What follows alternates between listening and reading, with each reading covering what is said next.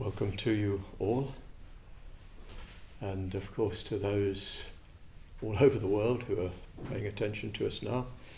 After the talk yesterday, I instantly had messages from India and a number of people telling me how much they love the LBC. The LBC now has a quite large Sangha in India. They tune in regularly. They know all the stars at the LBC, Garbhavati and etc. Need I say any more? So I hope that most of you, I think, have been here virtually or really. So I'm not going to do too much recapitulation, but just to locate us a little bit, we're trying to unpack an incident in the life of Guru Padmasambhava, who is represented on the shrine here, both in a sculpture, a statue, and in the painting. He's a sort of mythic historical figure in Tibetan Buddhism, who's famous for having made it possible for Buddhism to establish itself in Tibet by taming the unruly forces. They're not so much demonic in the as it were Christian sense, but more mischievous and chaotic, destructive in that way. So he's famous for having made it possible to establish this first monastery, because while it was being built during the night, these forces would throw it down. So they sent for Padmasambhava, and he performed a dance, the Vajrakilaya dance, and pinned down these demonic forces so that they not only no longer disrupted the work, but they aided it. So that's our dream story, if you like. That's our myth that we've been trying to unpack over these last days. And yesterday I left you with a cliffhanger. I rather left myself with a cliffhanger. I still haven't quite worked out how to leap across to the other side of clarity and certainty. But I left you with the question, or left us with the question of, what is it that enabled Guru Padmasambhava to perform this function? But I've got a little bit of prevarication up my sleeve before I come to that point. Over these days I've been talking about the way in which in traditional societies the world is animated. There's all kinds of spirit forces, if you like, all kinds of consciousness in many, many different forms which surround us all the time. Almost, well, I think you could say universally in human culture, this has been the way that the world has been seen, as populated by awarenesses that are very different to our own. Not just animals and insects and so forth, of course they're there too, but non-material beings of many different kinds. This is the traditional way of seeing the world. And you could say that it's a way of seeing the world as alive. But in fact, it has been said by our own teacher that if we do not see the world as alive, it's not possible to gain enlightenment. Because of course, if we don't see the world as alive, we don't fully understand our own life. Our own life is superficial, it's just surface life. Maybe we'll say more about that in a moment.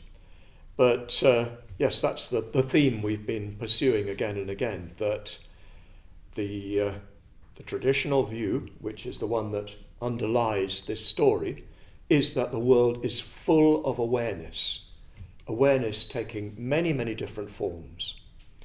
In Buddhism, this perspective is quite highly developed. It's a little embarrassing for us because it doesn't fit in with the modern zeitgeist, if you see what I mean. And early Buddhists tended to pretend it wasn't there. There were even versions of the Buddhist scriptures that were sort of expurgated, cutting out all these spirit forces that are such a strong presence throughout the scriptures, and cutting out the Buddha's own strong relationship with them. He seems to have been as much at home in these other dimensions in relation to these other awarenesses as he was with the human realm. In fact, you could say, but maybe this is giving us too much away, that he identified no more with those realms than with this one. That's a clue to the future. So I've been looking at the way in which our own culture, which different ones amongst us participate to different degrees in different ways, but which really began with the European Enlightenment, with the movement beyond an animated universe, mainly fueled by Protestantism. I gave a brief survey of what the process was yesterday. But we've ended up with a disanimated world, a world which is conceived of as entirely material. And this puts us as Buddhists in a unique position. In every other time, Buddhism has gone into a culture which had a sense of the world as animate. And Buddhism has had to find a way of relating to that animated universe. The Buddha himself belonged in such a culture. It's not Hindu, of course, because Hinduism is a sort of medieval construction, really, or ascription at least. But in early India, just as everywhere else in the world, there was conception of nature as alive, of there being consciousness in spirits, in trees, and there being the larger deities who control the weather and so forth, in all the ways that we're familiar with from ancient Rome and Greece. In fact, they're very closely connected, the same Indo-European family of gods, if you like. For instance, I've seen pictures of it at Olympia in Greece, which was the cult center for the god Zeus, Jupiter in Roman culture, with a Vajra in his hands, the thunderbolt, exactly the same shape and type as you see in Padmasambhava's image. Has he got one in his right hand? I can't see properly. Yes, he's got one in his right hand. It's exactly the same in the hand of Zeus. So India was populated with all kinds of consciousnesses on all sorts of levels. That's the way they saw it. From the most gross and chaotic and even destructive, mischievous, problematic, to the most refined and subtle, but all were conceived of by the Buddha and Buddhists as unenlightened, mundane. It's not that the higher the God, the nearer to enlightenment. Enlightenment is a step completely into a different way of experiencing awareness, a different kind of awareness, an awareness that is not based on self-identification. Again, we'll see more later. So the Buddha came from that sort of background. When he went to Tibet, he went into a culture that had a different set of, a different way of understanding this animation of the world, and was in a much less sophisticated state of evolution. In Tibet, there was no written language. It was no real philosophy, if you like, no developed culture of that kind. In fact, that had to be developed or invented even in order to accommodate Buddhism. So they adapted Bengali script, and that now forms the basis of Tibetan script to this day. But yes, Buddhism encountered this highly developed or highly animated world, and it had to come into a relationship with it. Same happened when Buddhism went to China. It had to find a relationship with the native traditions. So it's come to the West. It's come to the modern world, which is not just confined to the geographical West, but the modern world, which is could be characterized as a world in which matter rules, as it were. Matter is king. Everything is fundamentally matter. And the kind of scientism, as I've said before, I distinguish scientism from science.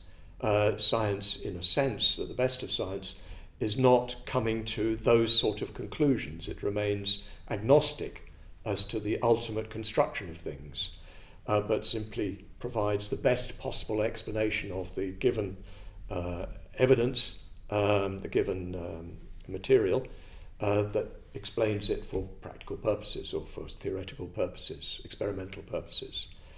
But scientism is a commitment to a view. It's a philosophical view. It's not, as it were, scientific.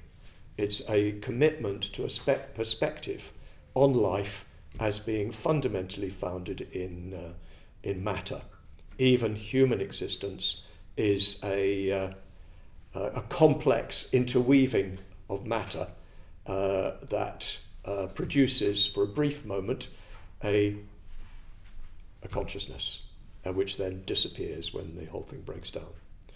So that's what Buddhism is having to deal with now. It's having to deal with a culture which most of us here will fairly strongly inhabit, whatever our backgrounds. Some of you may not, so I can't speak for everybody, but even those who come from more traditional societies will probably have found themselves occupying this materialist universe and seeing the world in that sort of way. You won't be entirely successful, of course, because at times you'll get the heebie-jeebies at night, or you'll sense that there's more to what's around you than meets the eye.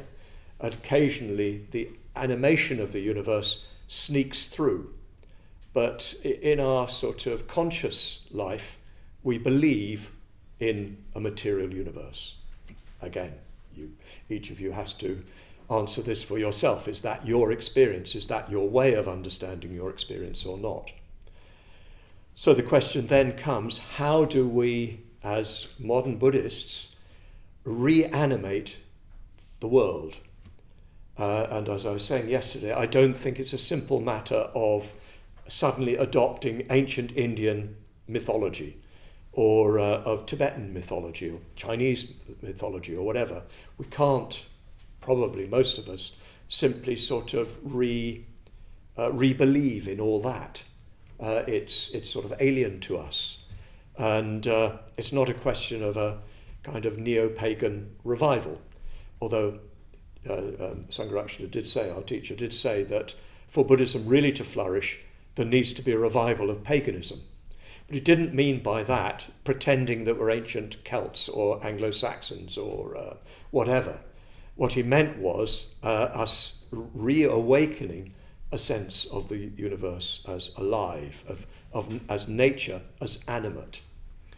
But we've got to find our own way into it. This is my approach. And I've been fascinated by this all through my life.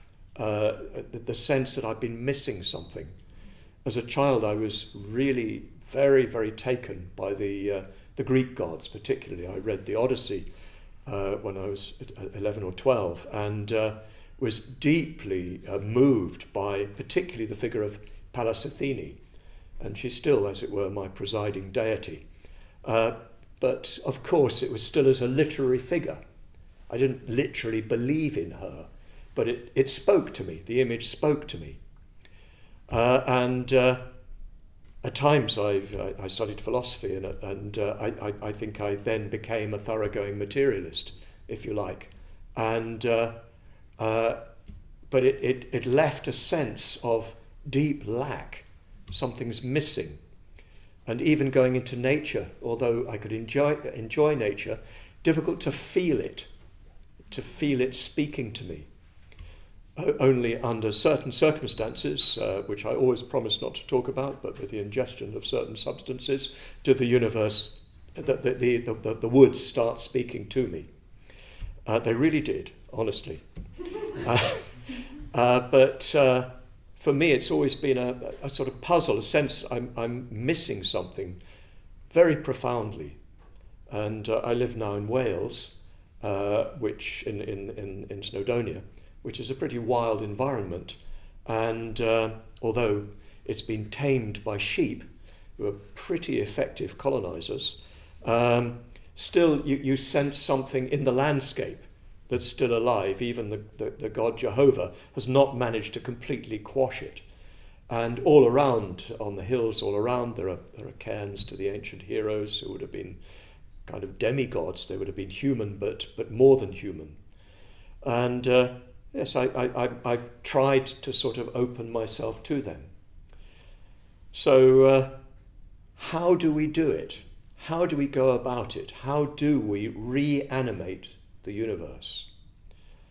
So I've got a few thoughts about this that give me some time to work out how I'm going to answer the big question of how Guru Padmasambhava tamed the demons.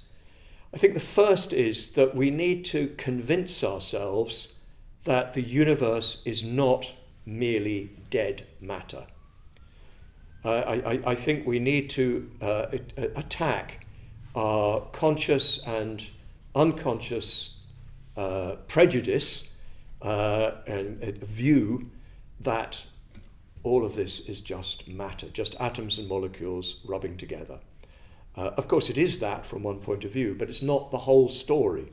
It's not the full story. So I think that's the first thing. We need to engage in a kind of reflective, even you might say philosophical investigation of our materialism. If we have it. If you don't have it, no problem. But if you have it, which probably everybody has to some degree, it needs examination. Don't leave it unquestioned.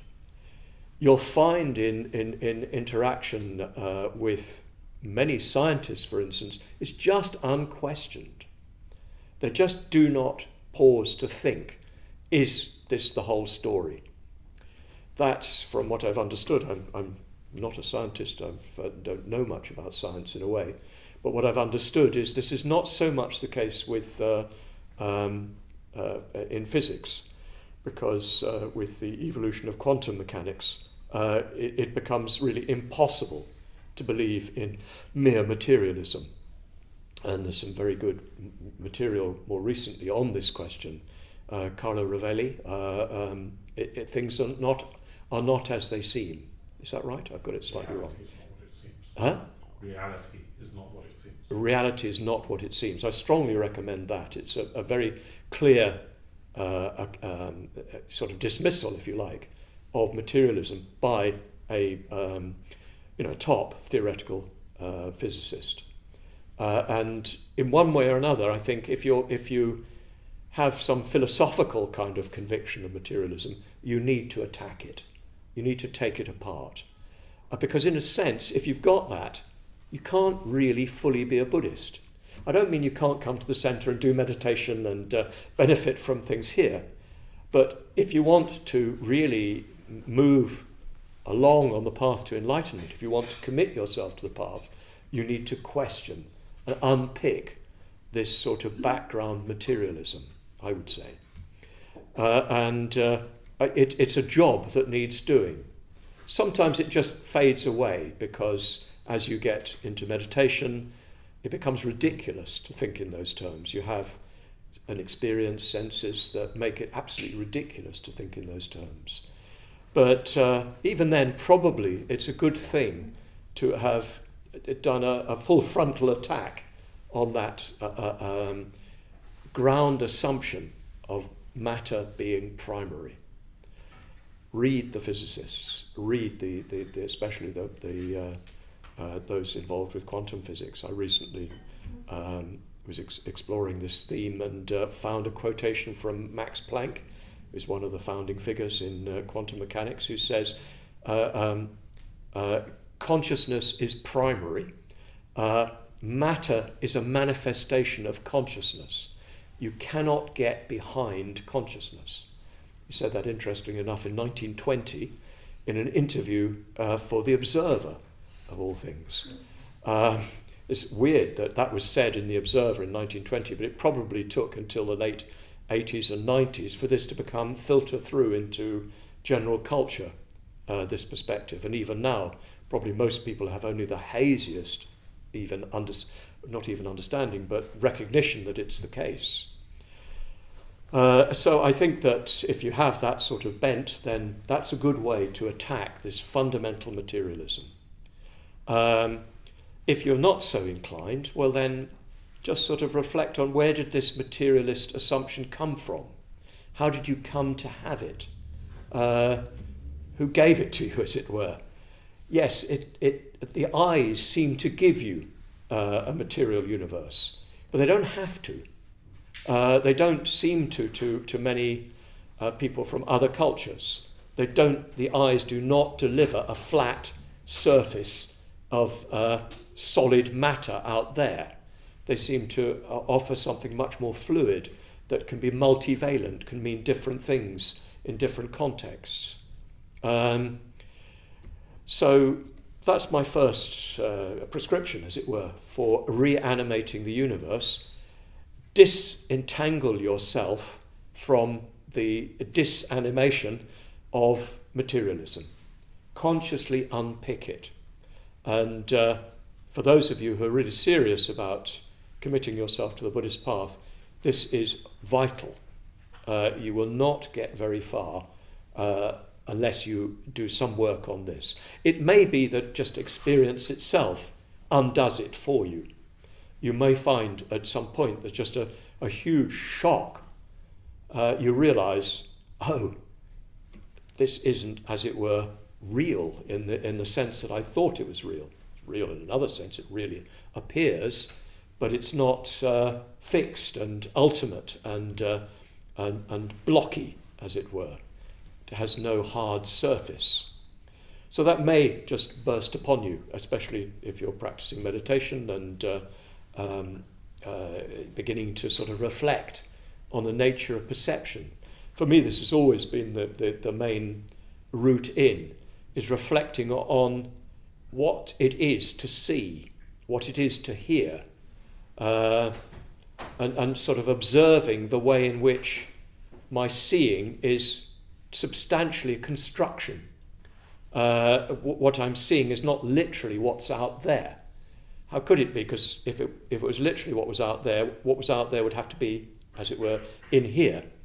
But I myself, sort of from a fairly early age, began to sort of find myself preoccupied with the problem of perception. What on earth was going on when I looked through my eyes? Of course, you also get a lot of clues from art. Many artists play with perception and play with the illusory character of perception. Many poets, particularly, of course, the late 18th, early 19th century Romantics, they were deeply concerned with this. They saw the materialist project, as it were, becoming more and more dominant, and they challenged it, they feared it. William Blake is the prime example of that. There's a famous saying when he says something like, when you look upon the sun, what do you see? Do you see a round orb the size of a guinea, a golden guinea? I see a host of angels crying, holy, holy, holy. So take it that poetically, if you see what I mean. What he's saying is that I do not see it merely in material terms. I see it as speaking of a far greater, far larger significance. So poetry, arts in general, carry you beyond the mere material universe. A lot of really good writing takes you below the surface of things and shows you the inner dimension, which is beyond the merely material. Of course, I can't immediately think of anything. No doubt something will come in a moment, unless Maitreya Bandhu can prompt me. But yes, engaging with the arts in an active way can help to unpick this materialism. Now these, I think, are the first battalions in our assault on our kind of culturally derived materialism, which are essential if we are to practice the Dhamma, if we are to reanimate the world and practice the Dhamma. Of course, there are other tools that we have.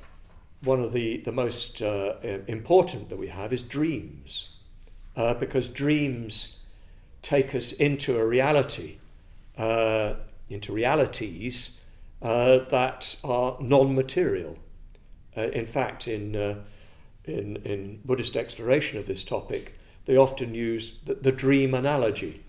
You know, how in the dream you can be completely convinced, and you can weep real tears in the dream. You can laugh real laughter. You can feel deeply sad at events in the dream. And then when you wake up, they weren't there. So Buddhism traditionally says, well, what's the difference between that and what you're in the middle of now? So I think taking dreams seriously is extremely important. Dreams also are avenues through which the animate animation of the universe can get to us, if you see what I mean. To use the term, which is perhaps awkward, spirits can speak to us through dreams. And as I mentioned yesterday, C.G. Jung is the one who in the modern West first made respectable the idea that dreams spoke to us of deeper things than merely, our own potty training, which was a sort of more Freudian approach, although Freud is a lot deeper than he appears at first sight. But he first began to open us up to the idea that our dreams were one of the major ways in which the what would have been called gods and spirits in the past spoke to us. And by paying attention to our dreams speak to us more. It's just like with ordinary people. If you pay attention to them, they start becoming more willing to talk to you. So if you pay attention to your dreams speak to you more and more. And in my early days in the movement, there was a Dhammacharini, who's unfortunately now dead, but Mamaki, to honour her name, who was interested in Jung and eventually became a Jungian therapist. But she used to run dream groups. So we'd get together once a week and we'd tell each other our dreams. There were some of the best activities we did, much better than study groups. Whoops. Because, they're so live, aren't they? So personal. And what you'd find in telling your dream was that the dream came to life. And she was very, very skilled at drawing out the inner meaning, not by telling you what the inner meaning was, but by helping you to discover it. She was an exponent of Jung's own dictum, which is that the dream is its own meaning. There's not a dream book that tells you what this means and that means. The dream is speaking to you, so listen. And those were wonderful events, and many of us old-timers from 50 years ago, yes, 50 years ago, got to know each other deeply by sharing our dreams together. So I think that one of the ways in which we can reanimate the world is by paying attention to our dreams. Nature is extremely important.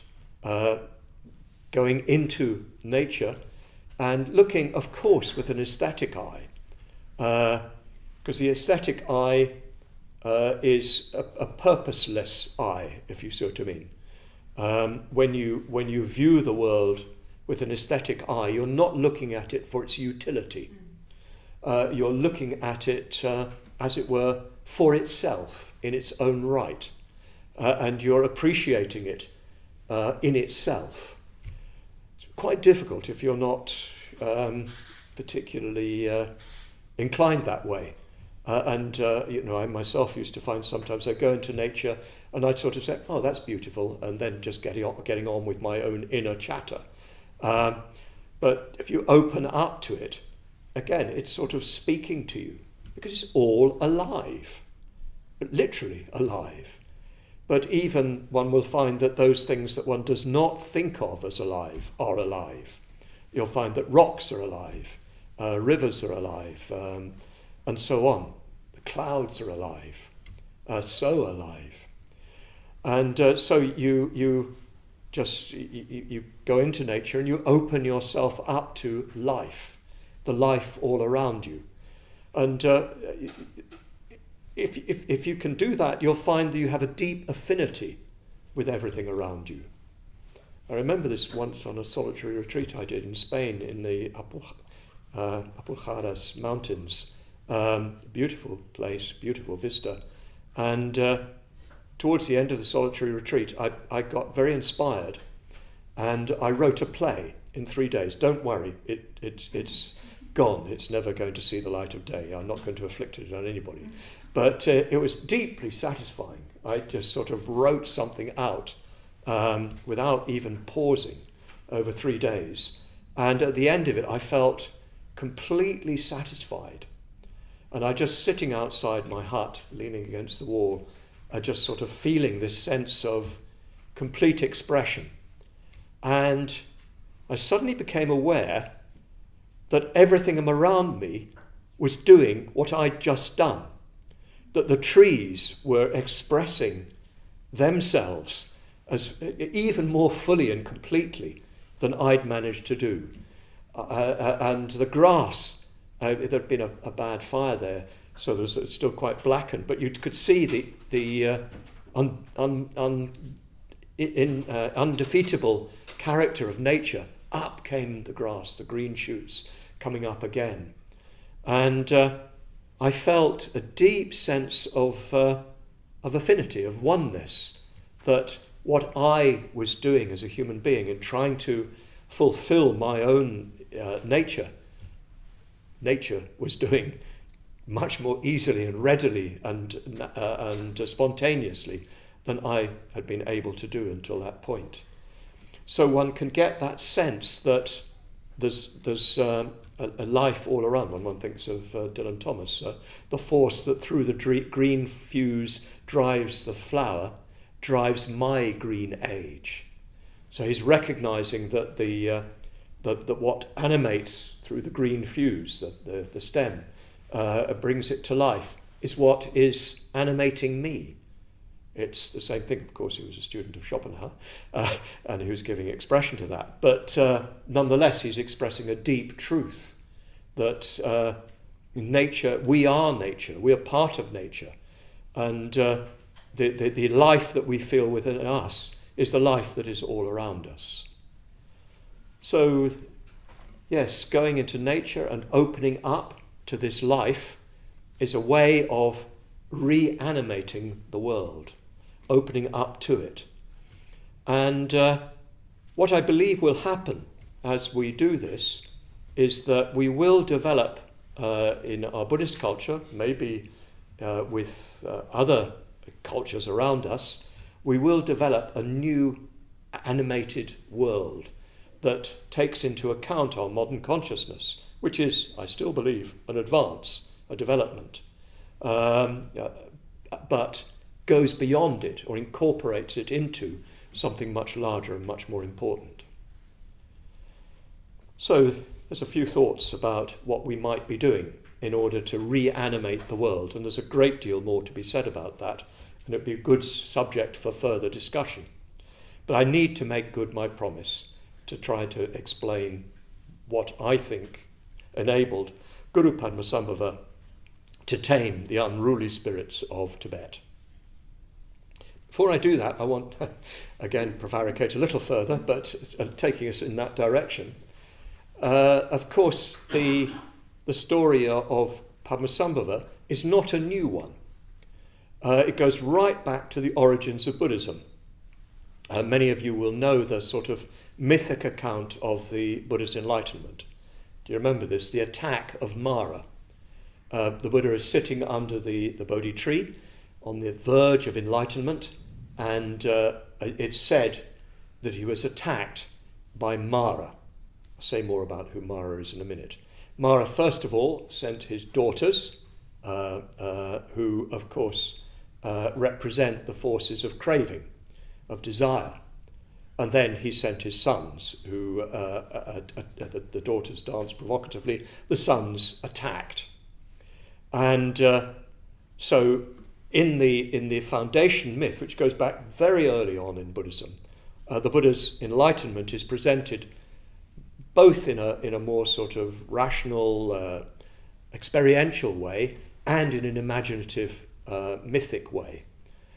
And so we need to, in order to understand this, which will help us, I promise, to understand the basic question, we need to understand who Mara is. The word Mara comes from an Indo-European root, which you find, for instance, in French, mort, in Spanish, muerte, and in Latin, mors, mortis, if I remember my Latin correctly. So it's, because Sanskrit and Pali and so forth are from the same language family as European languages, there's common roots, and some of the most fundamental words have a share form. The MRT form, as it were, is common. In English, of course, we take it from Latin, so mortuary, mortician, those sort of words. So Mara fundamentally is death. He's the force that ends life. And therefore, from a natural point of view, the biggest enemy of life is death. Of course, it's not really, but that's how it appears to us when we're so identified with this life. But Mara has three other conventional meanings. It's said that there are three other meanings to Mara, which cover, quite interestingly, the question of who these demons are. Mara is also spoken of as Mara Devaputra. Deva means, is again cognate with a divine,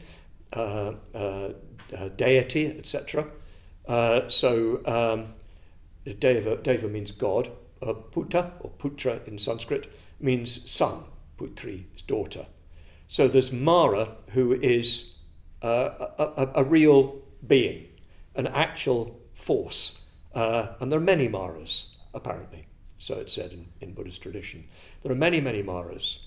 And in fact, it's quite possible to be reborn as a Mara, so watch it. According to Buddhist tradition, you can be reborn as the highest God, you can be reborn as the most malicious Mara. So it's a force, an individualized consciousness manifesting in this mischievous, destructive way. So that comes closer to some aspects of the gods who Padmasambhava triumphed over or tamed. Then you have Klesha Mara. Klesha means, Kilesha in Pali, Klesha means the negative forces within you, the negative mental states, greed, hatred, delusion, etc., etc., the whole grisly bag. If you want to know more about it, I can suggest a book called Mind in Harmony by, Subhuti. It go into the kleshas and the upakleshas. So it's all those forces within you that are destructive, painful, harmful to others, and so on. So in the Buddha's victory over Mara was a victory over those forces, those inner forces within him. He must have experienced them too, insofar as he was unenlightened. The forces of hatred, of greed, and so forth, all those forces that are our attempts to solve the problem of life. The problem of life is that it ends and that it's uncertain and unpredictable. So we try to solve it by clinging on to things or by pushing things away. So the kleshas are simply our inept attempts to resolve the problem of life. So the Buddha triumphs over them. Guru Padmasambhava triumphs over them. He's resolved entirely his own inner conflicts, his own inner confusion, his own inner negativity. He's resolved it all, so completely, as it were, inly clean. And Therefore, nothing can touch him, nothing can bother him.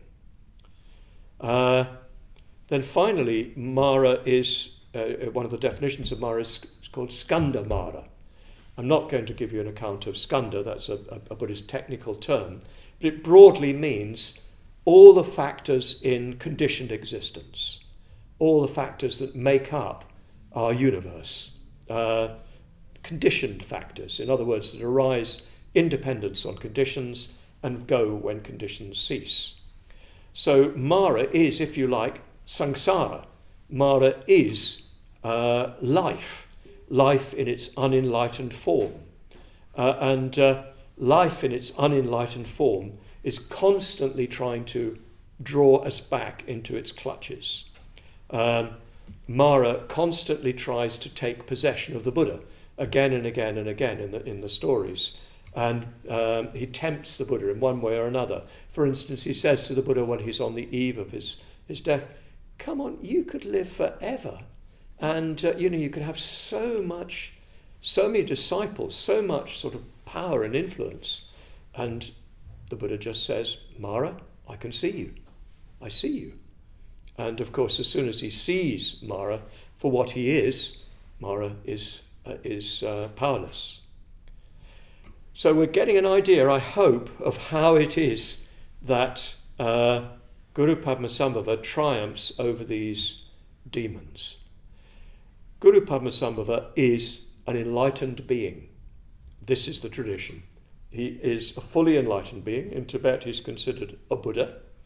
There's some technical problems with that conception, but let's leave it at that he's a fully enlightened being. That means he has no attachments. He does not identify an I, as it were. He does not separate himself out from all of the rest of his experience. He's no longer even, you could say, he, she, or it, if you like. He's no longer identified with any sort of being. There's merely awareness. There's awareness which is not limited or controlled or confined or constricted. Pure awareness that is able to take in whatever is before it without any sense of entanglement. For us, when we experience, we become entangled. We get bound up with the elements of our experience, like and dislike, me and not me, and we we insert ourselves into conditioned existence and believe that's what we are. But the Buddha has disentangled himself. Guru Padmasambhava has disentangled himself. He was a master of meditation and had achieved what is referred to in the traditions that he was part of. He'd understood the nature of mind. He'd seen the nature of mind. He'd seen mind as beyond all duality. And so he dwelt in that realm, if you can talk of dwelling and him and all that. He was that realm. And whatever occurred without any attachment on his part. It sort of flowed past him and through him. So there's nothing that can touch him. He's completely fearless. These demons, they can't do anything to him, because what are they going to get hold of? In order for demons to get you, you have to have a solid reality, or believe in a solid reality that they can attack. But you can't do that with the Buddha. You can't do that with Padmasambhava. So you remember in the story of Mara's attack on the Buddha, their arrows and weapons turned to flowers. This is a metaphor for the Buddha being, by that time, completely free from any identification. There's nothing to attack. It's not there on the level that they can attack. It's a bit like, somebody insults you for something that's absolutely nothing to do with you. It just doesn't touch you. I'm trying to think of an example, and they don't spring to my mind at the moment. But somebody says, "I don't know, you're a really bad wolf." I don't even want to be a wolf or whatever. It just doesn't sort of come to you. It doesn't get to you. So if you can think of that on the sort of the loftiest and most refined level, what can anybody say to the Buddha that's going to upset him or disturb him? You could insult him as much as you liked. The famous story of somebody going to the Buddha and calling him a blankety blankety blank, whatever that is in Pali. And the Buddha said, just let me interrogate this. If somebody gives you a gift and you don't accept the gift, who does it belong to? So the chap had to say, in all honesty, well, it belongs to the person who gave it. So he said, well, I don't accept your gift. You get the point. There's nothing that anybody could affect the Buddha through. There's nothing that these demonic forces could get at Padmasambhava through. He was inviolate because he did not exist in their realm. He did not exist on their level. So that's the first and most important thing. He'd escaped skandamara, if you like. He'd escaped Mara as conditioned reality. He no longer identified himself through conditioned phenomena, through the 5 elements, 4 elements or whatever. He no longer saw himself as bound up with them. He experienced simply mind in its purest form. And yes, he'd overcome klesha mara because he had no longer any negative thoughts and feelings, because those arise out of self-identification. Given that up, gone. So he's completely at peace, completely undisturbable. The kleshas are sometimes translated from the Tibetan form as disturbing emotions. So the stress is on their disturbing quality. They upset you. They make you feel unsteady and unstable and upset. Didn't have them. Nothing to upset. What else have we got? Mrityumara. But he's not afraid of death. In a sense, you could say, he neither lives nor dies. He's beyond death, because death is connected with the physical body. He no longer identified with the physical body. Even when he had a physical body, it was just there, as it were. It wasn't what he identified with. And then finally, of course, he's able, therefore, in the case of Guru Padmasambhava, to conquer Mara Devaputra, because, he understands him, he sees him. And he'd been, according to tradition, practicing in the tantric tradition, which teaches you how to work with these chaotic energies so that you're able to turn them and put them to good use, put them to the service of the Dhamma. So this, I hope, is an idea of how it is that Guru Padmasambhava is able to tame, even convert, you could say, these demonic forces, to bring them to the service of the Dhamma. And according to Tibetans, they still serve the Dhamma. They're still bound by their oath to Guru Padmasambhava to this day, according to Tibetan tradition. Make of it what you will. So yes, he was able to do it because he was completely free from attachment. He'd seen the depths of things. He was no longer taken in by the superficial appearance of a separate self and a separate solid world. He was in touch with the deepest aspect of reality. Max Planck, you cannot get behind consciousness. He was in touch with consciousness at its most pure, at its most chemically pure, if you like, and therefore nothing of its manifestation could disturb or touch him. And at the same time, he's profoundly versed in the nature of conditioned existence. He understands the flow of things. He understands the nature of the forces that are around him, and he's able to work with them, therefore. I remember on a retreat I did in India, a Mitra turned up who was a snake tamer. And he brought along a suitcase full of snakes, much to the horror of many on the retreat, including myself, I have to say, partly because I didn't quite like using snakes in that way. But he had a king cobra, and this king cobra emerged from the suitcase, just like that, and he'd studied snakes, and he knew snakes' nature. And so he, as it were, played with the snake. Again, I wasn't quite comfortable with this. I don't like playing with animals in that sort of way.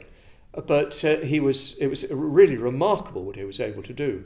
He was able to get the snake to do whatever he wanted because he understood the snake's nature. So he could get the snake to attack him, and he knew exactly when to step back. He could eventually, he distracted the snake with one hand, it's a cobra for goodness sake, and then stretched round, took hold of its tail and picked it up. And, everybody going to the back of the room going, woo! But he's completely in control of the snake because he knew its nature. So it's just like that with Guru Padmasambhava, with the Buddha. He knew the nature of these demons. That's, I think, gosh, this is just occurring to me. That's what it means when he says I mentioned yesterday, he took their bija mantra. He took their bija syllable. He knew their fundamental character. So whatever they did, he knew how to work with them. He knew how to pick them up by the tail. He knew how to make them move forward. He knew how to make them move back. He knew how to bring them to service, to serve him. He was able to tame them, because he understood their nature. He was able to understand their nature, not just because he was a snake tamer who'd studied how to do it, but because he was able to observe conditioned existence, able to observe the ways of consciousness and work with it. He'd be able to work with individual human beings. You see this with the Buddha himself. Whoever he meets, he says the right thing.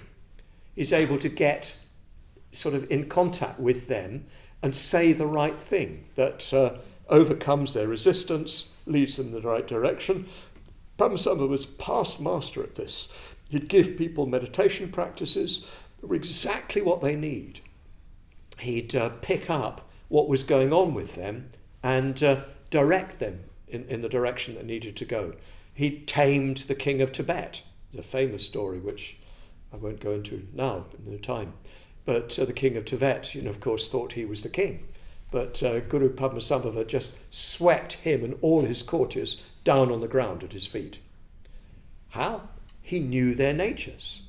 He knew how to make them revere, not him, but what he embodied, what he represented. So one who is enlightened is not subject to any of the forces of conditioned existence. None of it frightens, none of it excites, and none of it tempts. All of it is simply observed, in a way, you could say, with love, with a kind of enjoyment that is not frightened, is not possessive. At the same time, the enlightened individual is dispassionate, and therefore just sees what's there without prejudice. When we look through the eyes of our own conditioning, and we see what we've learned to see. So, quite often one gets a sudden surprise when you think somebody you've seen in a certain way, you find, oh, they're not like that, they're like this. You see something in them that you've just not seen before. The Buddha just sees. Guru Padmasambhava just sees. Whoever's in front of him is sort of naked to him in their depths. It's said that the Buddha was able to see beings where they'd come from in terms of their past lives and where the momentum of their present life, the momentum of their karma, was taking them to in the future. He understood their natures, their characters, their directionality, their ethical directionality. And so he's able to just make that little gesture that turned the current this way, or a few words that just changed the character of what's going on. So the same, he was able to work with these malicious, malevolent forces and turn their current in another direction. So this, thank goodness, I've actually worked out why he's able to do it. I didn't have this all in my mind when I started, but somehow or other I managed to find my way to safe ground. Why Padmasambhava is able to tame these demons is because he was free, not subject to their influence at all. They could not touch him. Said that a Buddha cannot be killed, can only be wounded, but not killed. In other words, nothing in the universe sort of can get to him. And at the same time, he was completely wide awake and saw the nature of everything. Just at a single glance, he could see what's going on. And this is not so mysterious. It's accessible to all of us. There are times when the scales fall a little from your eyes and you can see what's going on. And you can see, oh yeah, they did that because of this. And sometimes, unfortunately, you blurt it out, which can get you into deep trouble. But it's not a sort of superpower in a certain sense. It's simply the eyes made clean, the eyes wiped clean, purified, the awareness purified of the distorting lenses that we all carry and that shape the way we understand and see the world around us. So, at the same time, of course, what that means is that the Buddha, the Enlightened One, the Guru Padmasambhava, they see the world as animate. They see it as fully alive, and they're able to work with those forces. They're not scientists who sort of know, what the forces are in an atom and can split them so that they blow things apart. It's not like that. It's that they can see the underlying consciousness, which is the ultimate reality of everything, and they can work with its manifestations. So I hope all this has been useful. I hope it at least gets us to appreciate a little bit more who it is we're celebrating this week and why we're celebrating him.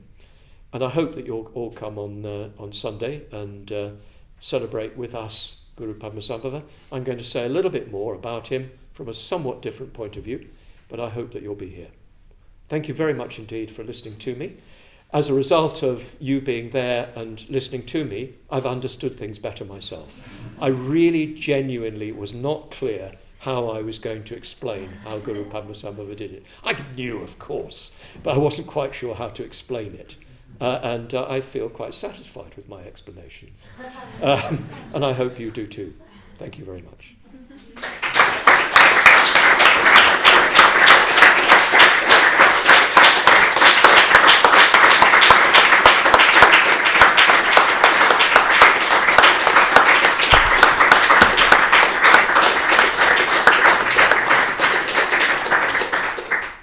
Yeah, thank you very much, Subhuti. I personally felt sort of very animated by these last few days and your talks, and you've been giving lots of hours at the centre and meeting people and doing study with various different groups. And although you may be a very bad wolf, you do have this incredible animating sort of presence that you bring into the LBC when you come to visit, and we're very, very fortunate to have you for that. I'd like to really request and encourage you to give money to help Subhuti do what Subhuti does. So we've been collecting. We always ask for donations here at the centre, and for these sessions we're collecting not for the LBC directly, but for Subhuti. Thank you. Subhuti gives of himself very, very fully in a way that we've seen him do here at this these few days, both in India and Hungary, at the LBC, at Adistana, and in a way we'd just be giving our money in the hands of someone, in my sense, who will put it to very good use. So I'd really encourage you to give generously. We'll have Jahit on a Dharma bowl out afterwards, and I'll ask David to post a link so that you could do the same online. And we've also, although you've got still one more talk to go, these rambles, if you like, are such a key feature of your visit that we wanted to give you a gift to mark the end of the... It's a bit dangerous. I might not give the talk on Sunday if I go. We'll withhold it.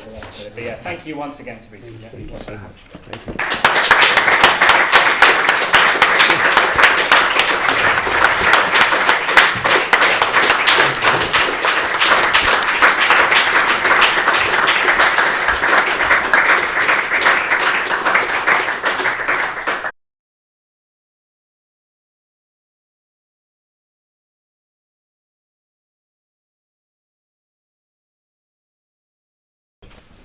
It won't match the trousers. Oh. Not today.